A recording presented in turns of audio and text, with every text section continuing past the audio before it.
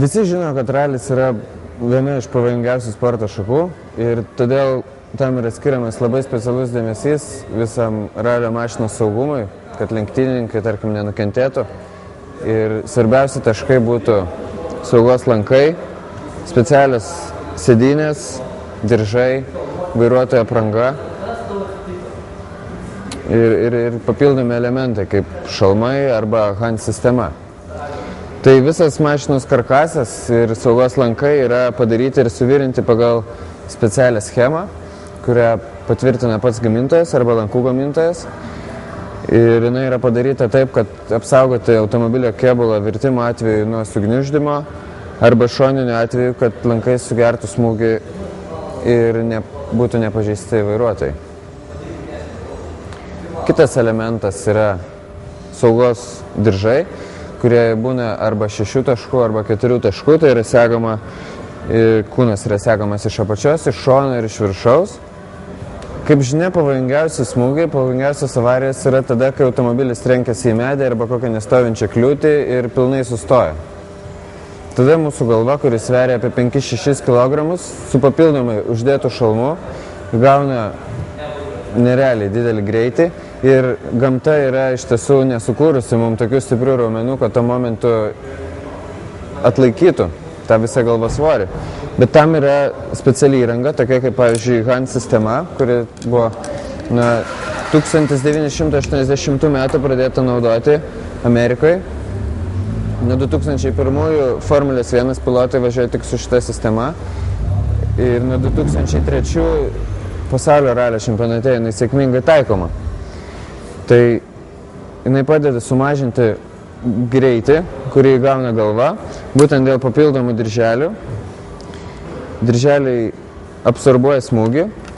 Visas HANS yra tvirtinamas prie šalmo, jis yra dedamas aplink galvą, uždedamas šalmas ir jis yra pririšamas prie papildomų klips. Nauji šalmai eina iš karto su šitais daikčiukais, bet dar prieš metus juos galima buvo įsigręžti patiems, nes tai yra tikrai 8 mm skylutė. Dabar yra prašoma, kad tai padarytų specialūs licencijuoti servisai, bet aš palinkėčiau, kad Lietuvoje būtų tie servisai irgi steigti, kad būtų galima kažkokiose dirbtuvėse būtent įdiegti šitą sistemą ir tai būtų daug pigiau, nes nereiktų tada įsigyti naujų šalmų. HANS sistema yra naudojama labai paprastai. Vairuotojas įdedasi ant kaklo, tada jinai prisegama specialiais dirželiais būtent prie šalmo ir dirželių ilgis yra reguliuojamas tam, kad šalmas nesustotų per greitai smūgio atveju, nes tada bus kitos neigiamas pasekmes. Ir HANS patį yra prie mūsų kūno priveržę diržai, nes taip kaip paprastai segamės per pečius, taip dabar diržai eina per pačią HANS sistemą. Diržai gale turi būti sukryžiuoti ir yra rekomenduotinas laipsnis, koks turi susidaryti tarp sėdynės ir diržų, nes diržai turi būti tvirtinami žemiau negu sėdynė. Ir yra specialios sėdynės HANS sistemai, bet tai nėra būtina.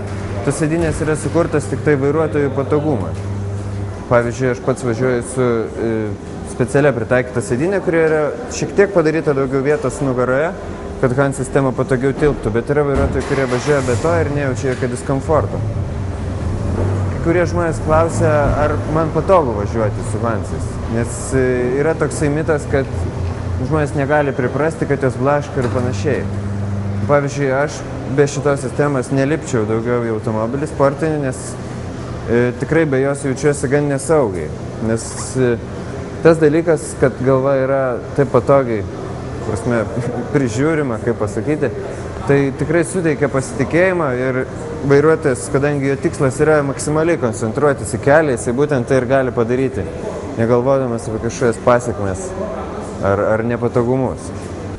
Kaip matote, aš sėdžiu nepaprastoje sėdynėje, ralio automobilio sėdynėje, kurio skiriasi nuo standartinių, to, kad jos yra pagamintos iš kietos medžiagos, dažniausiai, tarkim, anglies pluošto, ir sėdinių forma yra visai kita. Pavyzdžiui, šitos vadinamosios ausys padeda virtimo atveju ir šoninės smūgio atveju.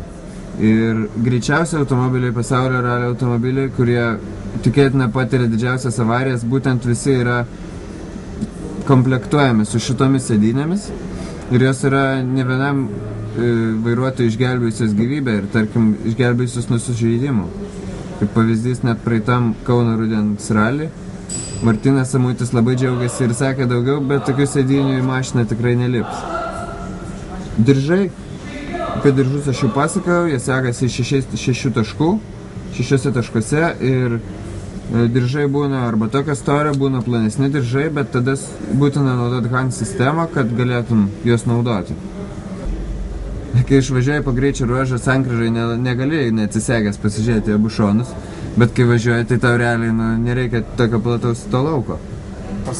Kiek vairuotojas su Hans sistema važiuodamas mato, tai priklauso nuo jo sėdėsenos iš tikrųjų. Aš matau truputį daugiau negu veidrodėliai. Aš negaliu iškišti galvos ir pasižiūrėti pro langą. Kaip sakiau, sankryžą, jeigu reikia, tai aš turiu atsisekti ir pasižiūrėti, bet važiuojant aš matau kiek daugiau negu šoninius veidrodėlius. Ir galva truputį sukiojasi, aš galiu pasisukti, pamatyti šturmaną. Aš dar neminėjau, kad Hans sistema irgi yra kelių tipų ir būna su papildomais greito atsegimo dirželiais. Tai kai dirželiai tvirtinasi per papildomą karabiną prie šitą vadinamą klipsą ir tada nuo karabino eina dar viena virvelė, kurią patraukus galima staigiai atsekti Hans sistemą nuo šalmo ir jeigu reikia staigiai tada nusimti šalmą. Aš naudoju Hansus be šitos sistemos ir nematau jokio diskomforto iš tikrųjų, galbūt tai yra tik ekstremaliom situacijom. Arba kas nori nusimti šalmą tiesiai po greičio ruožo, bet galima Hansą nusimti kartu su šalmu ir nėra jokios problemos.